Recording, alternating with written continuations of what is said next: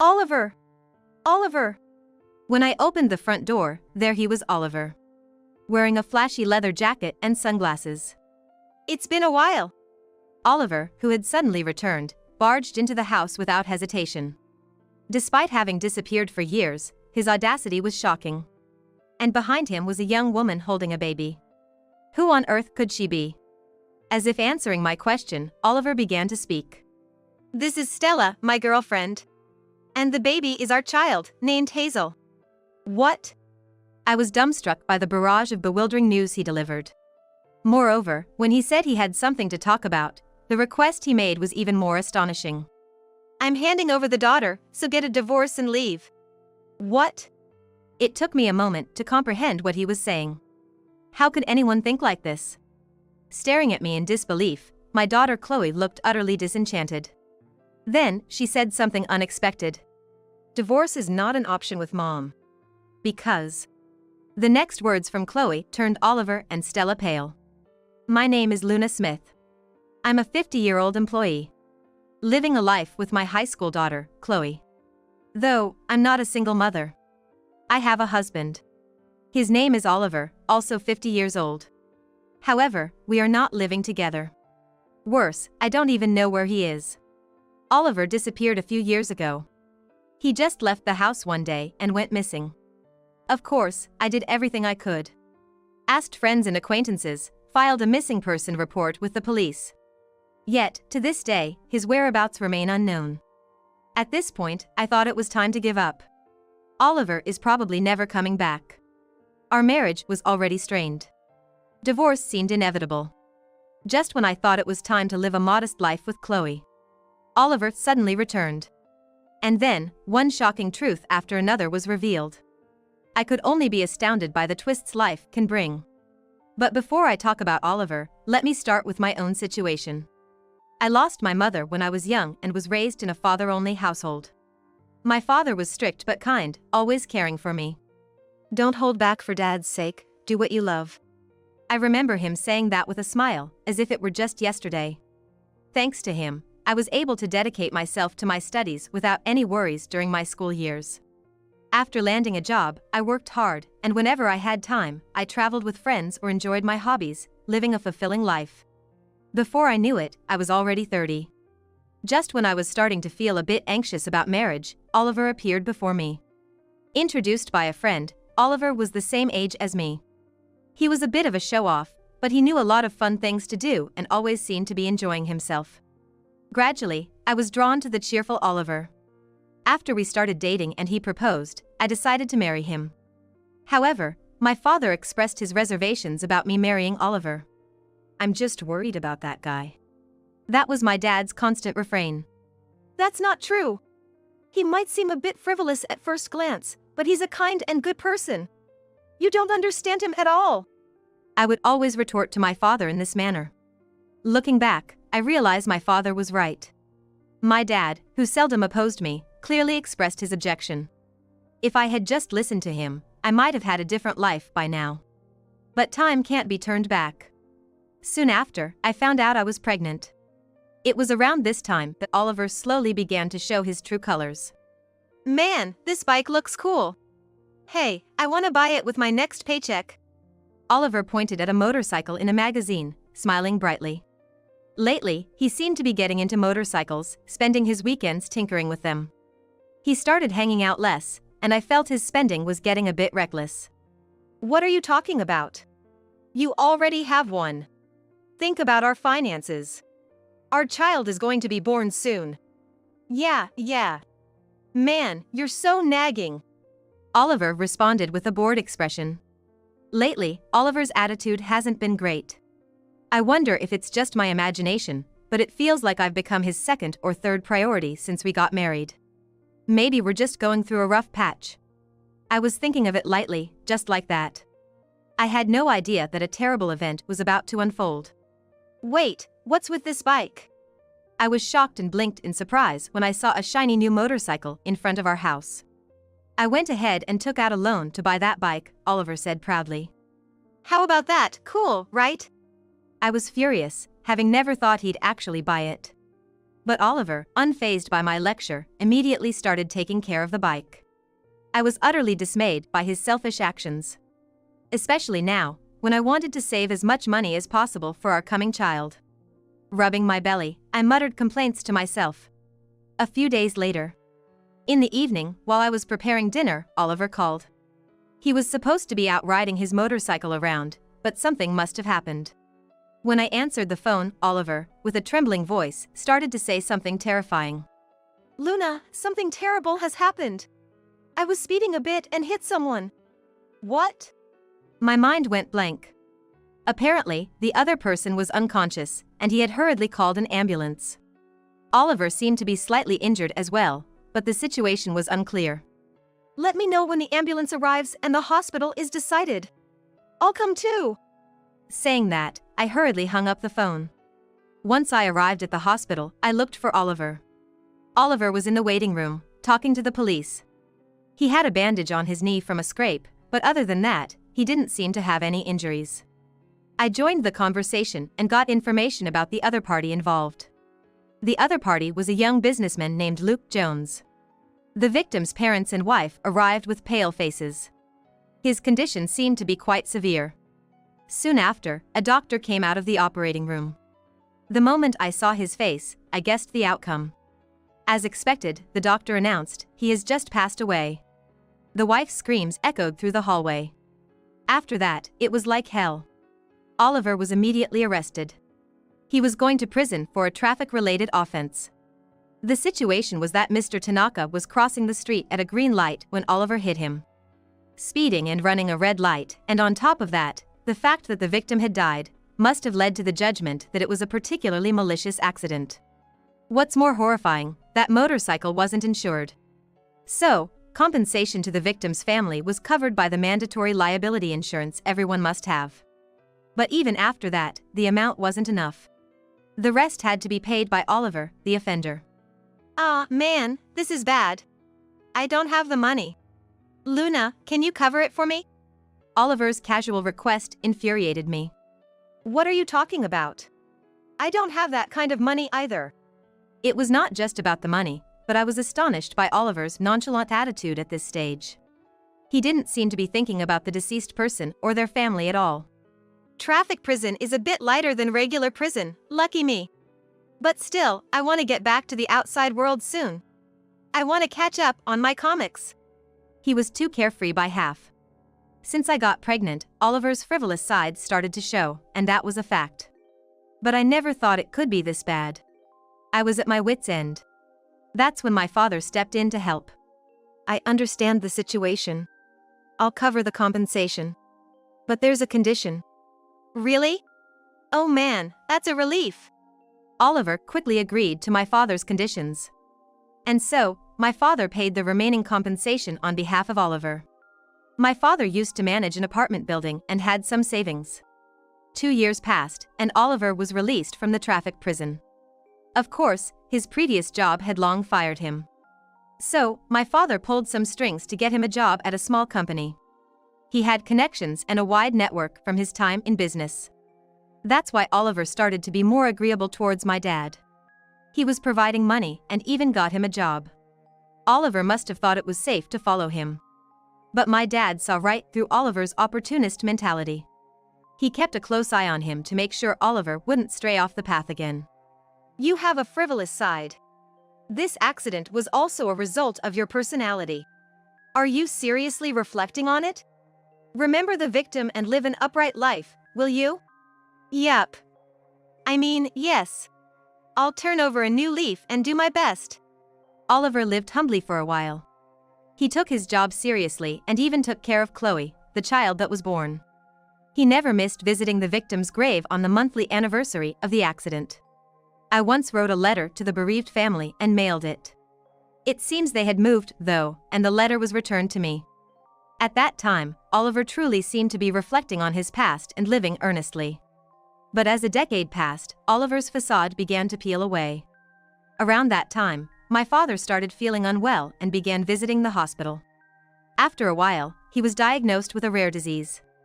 He began a cycle of being admitted to and discharged from the hospital. Even when discharged, he could hardly leave the house. I ended up having busy days juggling caregiving and work. Fortunately, Chloe was in middle school by then. She was reliable and could handle most things on her own. She was about to enter her exam period, but somehow, we managed to secure study time, and our lives were barely making ends meet. It was during this time. That's when Oliver's original frivolous and unreasonable side began to show. His spending became reckless, disappearing into hobbies and drinking. No amount of cautioning had an effect. On the contrary, he would retort, "It's my money, I can spend it however I want," getting even more upset. And then, he started coming home late in the morning. Where on earth have you been? I would shout at Oliver, exhausted from caregiving, as he returned home in the early hours. His face was red, perhaps from drinking. It doesn't matter. With Dad in that condition, he can't say anything to me now, so it's a good chance for me to drink all I want and deepen my connections with various people. Man, it's so much fun. What are you talking about? You're not even looking after the house. I'm struggling with work and caregiving, and Chloe is having a hard time with her exams. And you're taking it easy? I couldn't help but scream. Oliver just laughed it off, saying, "It's just a breather." Huh? I'm tired of playing the good husband, you know. I hate being tied down by roles like being a husband or a father. I don't want to carry that kind of role. I want to be more free. I was stunned by his words. I can't believe you. You're not single, we have a family. Especially Chloe, she's still a minor, and you're... Ugh, you're so annoying. The one time I come home, and this is what I get. This is why it's so tiresome. Oliver exaggeratedly sighed. And then, he left again. Taking advantage of the weekend, he roamed around, which I envied. I figured he would come back when he felt like it. But from that day, Oliver never returned home. At first, I thought he might be staying at a friend's house. But no one knew where he was. Reluctantly, I called his company. To my surprise, I found out he had resigned months ago. I was filled with disbelief. Where on earth could he be? The only place that came to mind was his parents' house. Originally, Oliver didn't get along well with his parents and rarely visited them. Still, desperate, I called my mother-in-law. But as expected, she said, "I don't know. He's not here." As a last resort, I decided to go to the police. I filed a missing person report, but in the end, his whereabouts remained unknown. It seemed there were people helping with the disappearance, but their exact location remained unknown. In the meantime, my father passed away. By the time Oliver disappeared, my father was already on a ventilator and could hardly communicate. I prepared for the funeral with tears, going through the motions. I felt incredibly guilty for marrying such a selfish man as Oliver, causing so much worry for my father. I was filled with remorse. There's another thing I regret. I had been planning to rebuild our house with my father's money. The plan was to demolish my father's old house and build a new, accessible home on the land. We thought living together would make my father happy. But that dream never came to fruition as my father passed away. I was so frustrated. Oliver's disappearance, my father's passing. It seems troubles come in pairs. I was completely disheartened. As a result, the plan to build a new house had to be put on hold. It took years amidst everyday life to gradually regain my strength. Although my father had passed, I decided to build the house with the money he left us. After all, those of us who remain need to keep living. Eventually, the house was completed, and Chloe and I moved from our previous apartment to our new home. Looking at our house, I felt a strange sense of peace wash over me. Even Chloe was smiling. There's no point in staying down forever. Let's start anew here. Just as I had that thought, something I never expected happened. It was one morning when... Suddenly the doorbell rang. Opening the door, I was stunned by who stood there. Oliver! Oliver had suddenly returned. Wearing a flashy leather jacket and sunglasses. What the hell? How did you find this place? Long time, no see. Building a new house on your father's land, huh? That's quite the move. Ignoring my questions, Oliver just waltzed into the house. Same old Oliver. Why are you just walking in? Where have you been all these years? Do you have any idea how desperately we've been looking for you? Hey, don't be so mad. Let's all sit down and talk. Oliver began to take charge as if nothing was amiss. Mom, who is this? Chloe, sensing the commotion, paused her studying to come over. Oh, Chloe, huh? You've grown up. Chloe immediately scowled. She had seen up close how much Oliver had put me through. She clearly harbored a deep dislike for her father. Her sharp gaze wasn't reserved just for Oliver.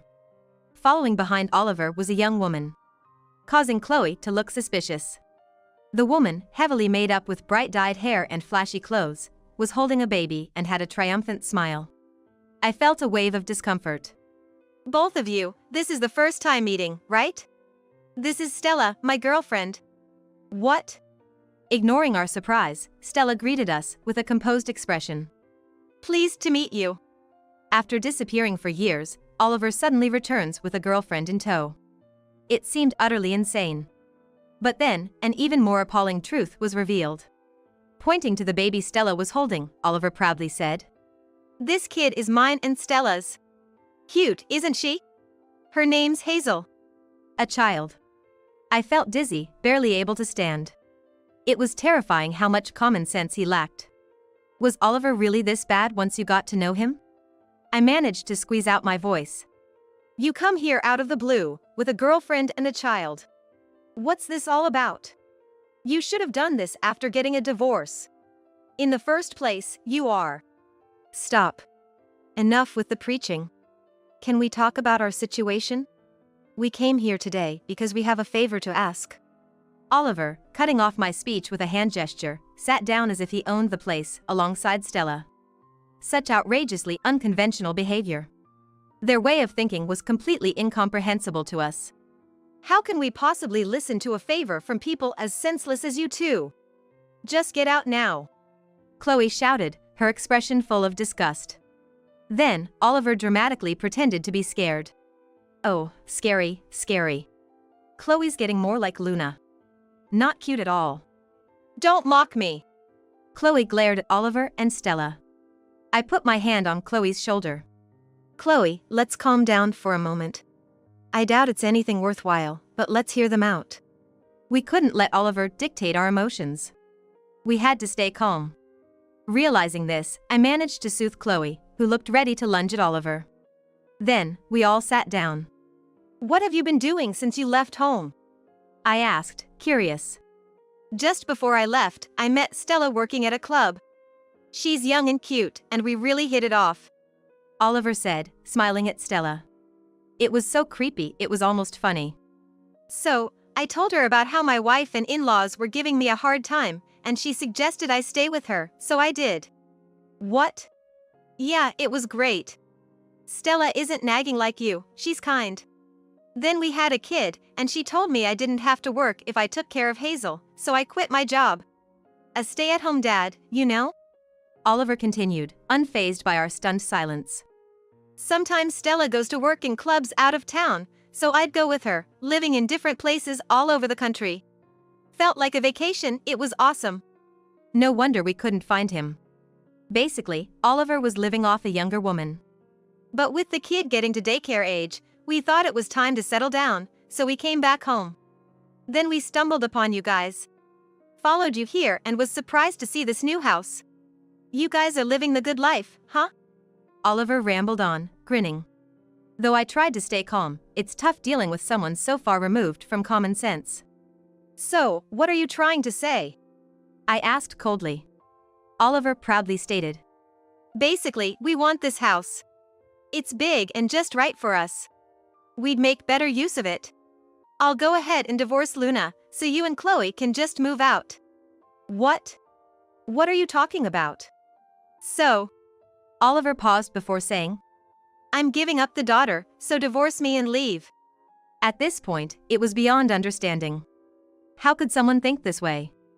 I was speechless, but Chloe unexpectedly spoke up. Divorcing you, Mom, is impossible.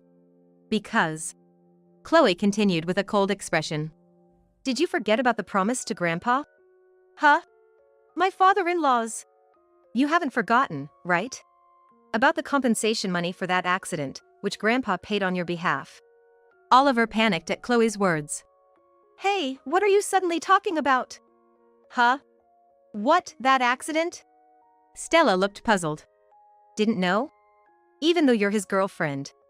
This man once hit someone with his motorcycle and went to traffic prison for it. The victim died.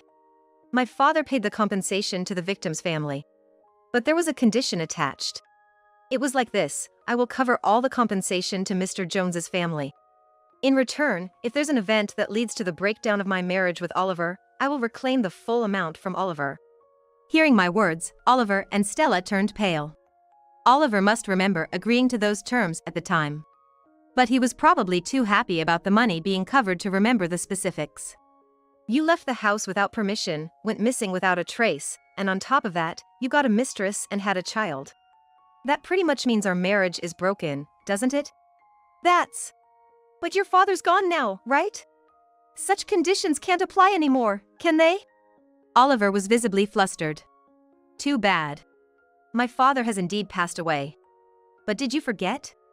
We made a written note of it. So, it has legal effect. If you breach that, we have the upper hand in a lawsuit. And there's more to the memo. If Oliver can't pay back the money, he must work at a day labor facility specified by my father, and the wages will be deducted from there. What? Oliver was speechless. He seemed to want to say something, but no sound came out. It was clear he didn't have the money. Oliver had always been the type to buy whatever he wanted right away and had no savings. Even now, he's living off Stella, who works at a club. He must be broke. That leaves the day labor facility as his only option. But that's exactly what Oliver fears the most. After all, he was supposed to work at that facility after his release. It's a place where ex-convicts do tough physical labor. Oliver, who loves taking it easy, showed a strong aversion. He disliked it so much that my father had to hide his criminal record and introduce him to a regular job instead. Knowing this background, Oliver must dread the idea of physical labor. No, I have money, Oliver said in a dry voice. Oh, where? Well, yeah, Stella has money. She's a top hostess, earns a lot. So, paying that compensation is no big deal for her. Regaining his composure, Oliver began to laugh carelessly. Ah, is that so? Well, as long as you repay, it doesn't matter how. Anyway, that's the deal. Stella, you either pay or work the day labor. We'll talk about divorce after repayment. Can't let you loose not knowing what you might do next. I said coldly, and Oliver replied with a smirk. Haha. Like I do day labor. Just get Stella to pay, and it's settled. I had completely forgotten about that old accident. Haven't visited the grave or thought about the victim's family since I left. Saying this, Oliver unbelievably joked. Then he turned to Stella. Right, Stella? You think the same, right? Stella? Hey, Stella? Stella had been acting strange, looking down in silence. Stella was looking down in silence. Upon closer inspection, her face was pale and her lips were trembling. The next moment, she uttered unbelievable words. It was you. Stella glared at Oliver. What's up? What happened all of a sudden, Stella? Stella suddenly raised her face, her eyes bloodshot as she yelled. You were the one who ran over my dad, Oliver. What? Both Chloe and I were shocked by this revelation. What did she mean? Stella began to explain. When I was 5, my dad was hit and killed by a motorcycle that ran a red light. I was too young to understand anything. My beloved dad suddenly wasn't there anymore, and I lived through sad days. My mom became deeply withdrawn and said she didn't want to stay in this place anymore, so we moved far away. To protect me from getting hurt, Mom hid the details and the information about the other party. So, I never realized the culprit was Oliver. But you say the victim's family has forgotten? How could that be? I haven't forgotten a single day. I can never forgive the person who ran over my dad. We were astonished. That Stella was the victim's family member from that accident. Oliver was panicking more than ever. But the last names are different, right? The person I hit was a Jones. Stella's last name is Williams, right? There are many traffic accidents in the world. It's a case of mistaken identity? My mom remarried after my dad died. That's why my last name changed to Williams. Before that, it was Jones. My dad's name was Luke Jones. The moment she said that, Oliver turned pale. He seemed utterly disconcerted. His gaze wandered through the air, and he started sweating profusely. Meanwhile, Stella showed her hatred. To mock the victim's family and laugh it off, unbelievable. That's the kind of person you are, Oliver. You wouldn't pay. Don't mock me. Stella, completely enraged, had bloodshot eyes. Frightened by her voice, the baby Hazel she was holding started crying. However, she did not soothe her. In the silent room, only the baby's cries echoed. Oliver seemed to have lost the ability to speak, looking utterly vacant. Breaking the silence, I spoke up. So, that was the story. Now, as for the continuation, Stella, about living with Oliver in this house. Are you kidding? I could never be with a man like that. Stella displayed a look of contempt. It was hard to believe they were once so in love. A man who ran over someone and destroyed a family. Chloe quietly interrupted Stella's outcry. You were about to do something similar, weren't you? The room fell silent again. Stella slowly spoke up. What? What did you say? I'm sorry for what my father did with the accident. But that doesn't give you the right to enter a deep relationship with a married man and have a child, does it? What you did might not be a crime that lands you in jail like my father, but in terms of destroying a family, it's the same. Because you were trying to take away our father. Even though he's such a father. I'm different. I didn't mean to. Stella seemed to realize what she had done, and her words faltered. Stella, I was shocked too when Oliver disappeared. Sure, Oliver was a terrible husband, a terrible father. He might have been different from your dad. But the feeling of a broken home is the same. You must understand the pain that Chloe and I went through. The momentum Stella had just moments before disappeared, and she fell silent. After a long silence, Stella started to speak in bits and pieces. After the accident took my dad, my mom and I moved to a completely different place. My mom remarried, but I never got along with my new dad. I didn't want to stay in such a home and started hanging out more. Stella laughed at herself.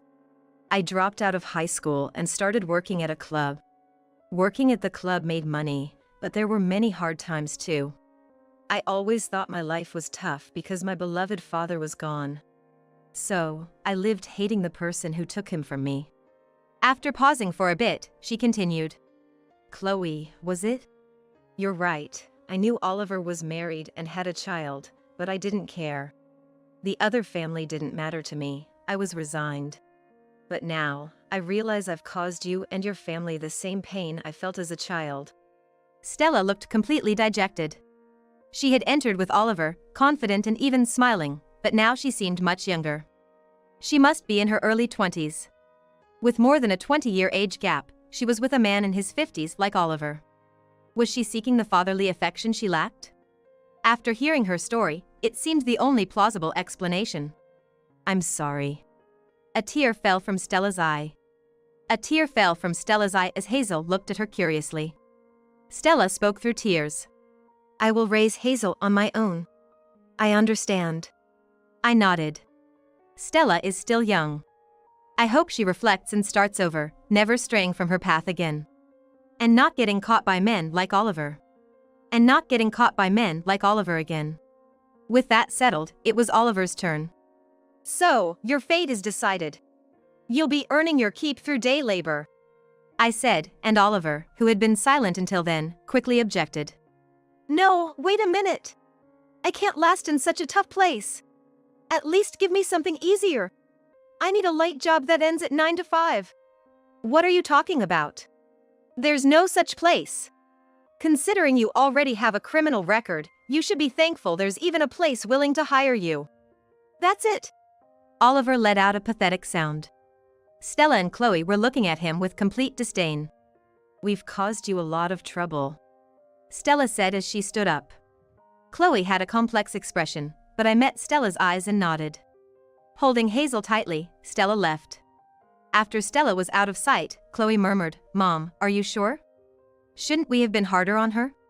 Mom, are you sure? Shouldn't we have been harder on her? It's okay now. I believe those tears weren't fake. I too was raised by a single parent. I could somewhat understand Stella's feelings. She seemed to regret getting involved with a married man like Oliver, and I hoped she would live honestly and focus on raising her child from now on. That was my sincere wish.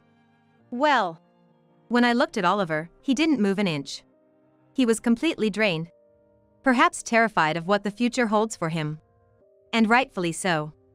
Oliver now has to atone for his actions. Over a long period. A few days later, I handed Oliver over to the facility director of the day labor center, a friend of my father. Please be careful, this man has developed a habit of taking it easy. So, he might slack off or attempt to escape, causing you trouble. No worries. We're used to handling such individuals. The director laughed heartily. The place was filled with ex-convicts similar to Oliver. Families had given up on these hopeless cases. It seems that attempts to escape were not uncommon among such a group. However, most of the facility's staff had experience working for security companies or were related to the police force. Surrounded by strong men, it would be difficult for the workers to escape. There seems to be a hierarchy within the facility, with newcomers at the bottom, getting worked hard.